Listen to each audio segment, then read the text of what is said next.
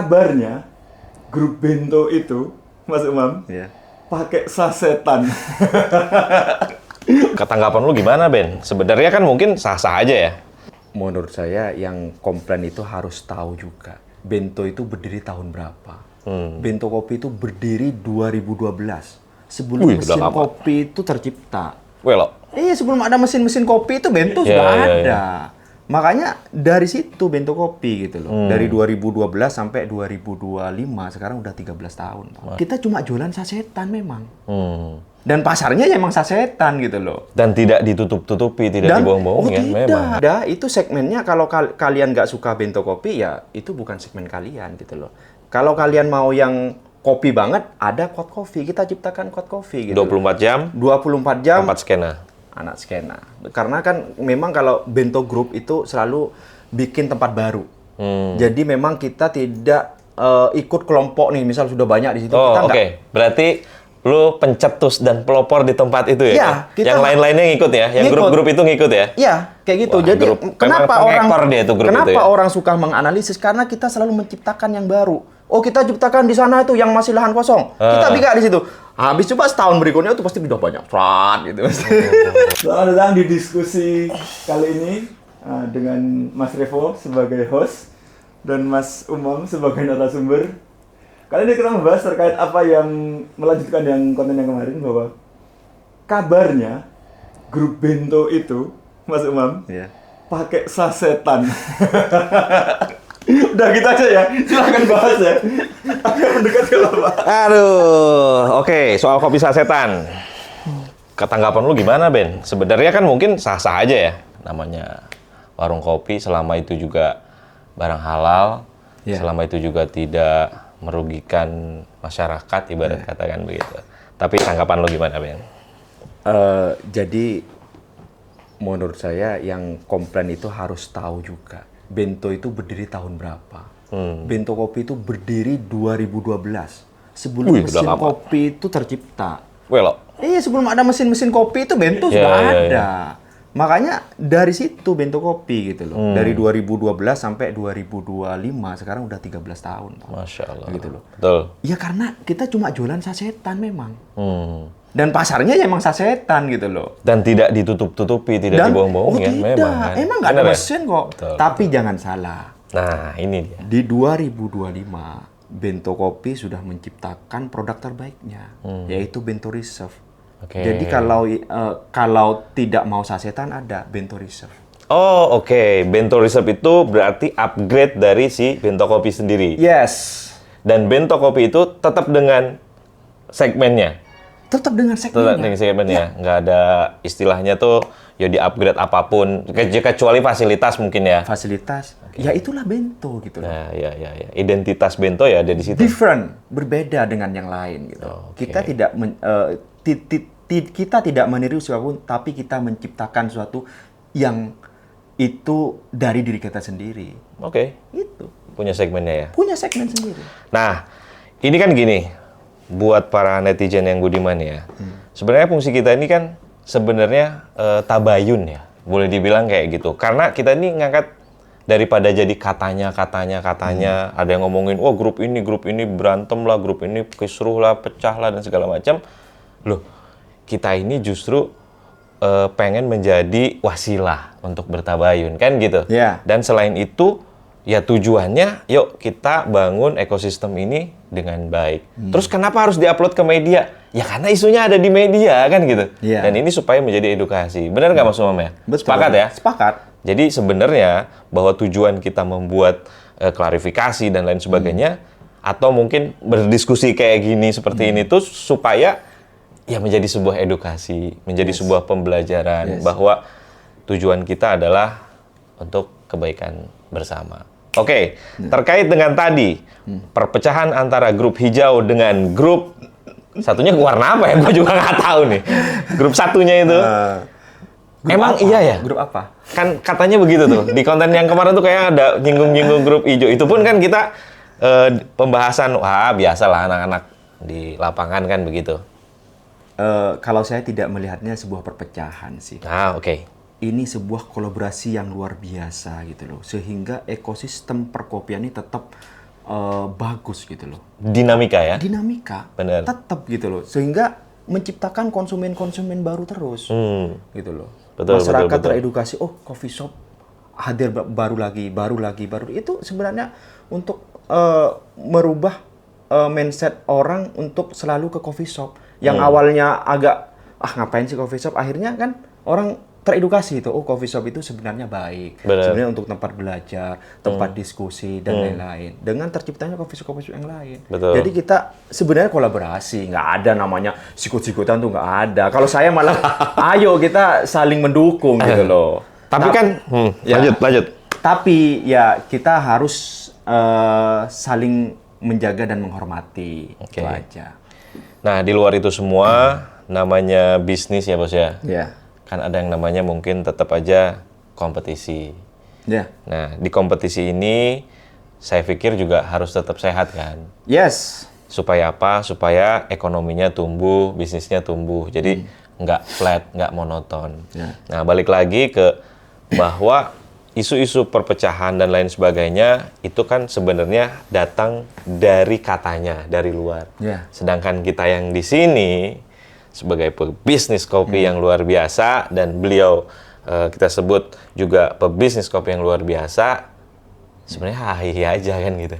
Iya, biasa Bener, kita masih ketawa-ketawa bareng. Bahkan kita masih sering merangkul satu dengan yang lain gitu loh. Kalaupun misalnya ini kan tetap saling support, tetap saling support. ya meskipun tidak dapat dipungkiri mungkin dalam sejalannya bisnis kan bisa jadi jalan lain arah gitu ya bos ya. Ya, kalau saya selalu berprinsip gini, siapapun boleh ikut karakter bento kan selalu jadi pokoknya ikut bento sama konsepnya sama kan banyak isu-isu betul. kayak gitu konsep sama kayak bento. Bener. Saya itu malah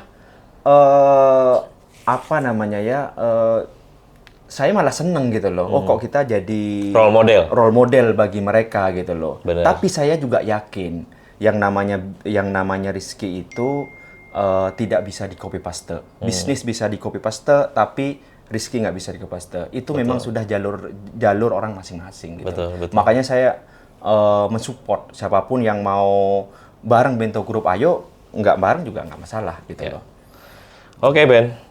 Nah, sekali lagi bahwa kemarin kan juga kita ada pertemuan tuh di satu organisasi gitu ya.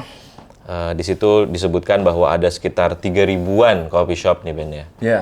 Gue tahu mungkin lu salah satu yang top of mind lah Bento Kopi gitu kan. Iya.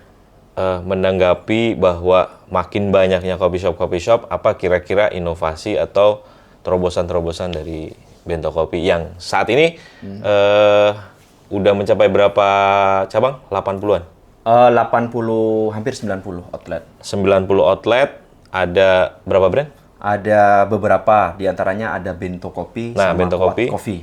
Oh, ada Kuat Coffee. Kuat Coffee, Nah, ini ya. menarik. Nah, itu kan berarti menambah brand coffee shop yang ada di Jogja lagi nih. Nah, tanggapannya semakin banyak itu terobosan dan inovasi dari Bento Group sendiri seperti apa, Ben? Sebenarnya kalau brand-brand kita kayak misal Bento Kopi, kenapa kita menciptakan Kuat Coffee, sebenarnya permintaan dari konsumen-konsumen Bento Kopi yang dia maunya kopinya Bento nggak enak gitu kan. Makanya kita bikinin yang enak, Kuat Coffee kan gitu. Oh, tetap ada yang komen gitu, kok Bento Kopi nggak enak, dan itu lu tetap istilahnya kumpulin, dengerin, terus bikin sesuatu. Saya rasa kalau Bento Kopi ya mau berharap apa dengan harga segitu kan gitu, Bos. Gitu loh.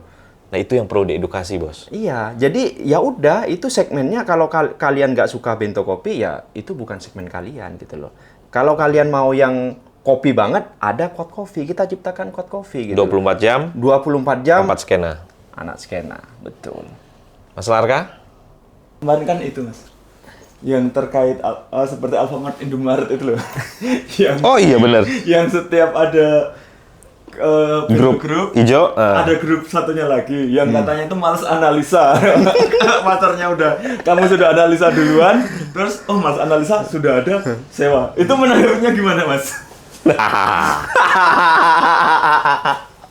Tapi emang sebenarnya kan, ya gue nggak tahu ya. Dilihat dari Aku nggak mau kacamata komen awam. lah. Dilihat dari kacamata awam pun kan begitu. Kenapa kita bahas kayak Indomart, Alfamart? Ya begitu gitu kan. Lu menyadari nggak sih itu? Justru dengan adanya Alfamart dan Indomaret, konsumen akan termindset bahwa di situ itu tempat coffee shop. Pasar, gitu. ya, Pasar yang diciptakan ya. gitu. Karena kan memang kalau Bento Group itu selalu bikin tempat baru.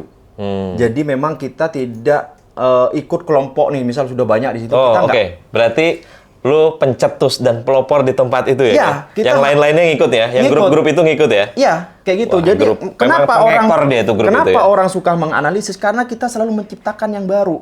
Oh, kita ciptakan di sana tuh yang masih lahan kosong. Kita bikin di situ.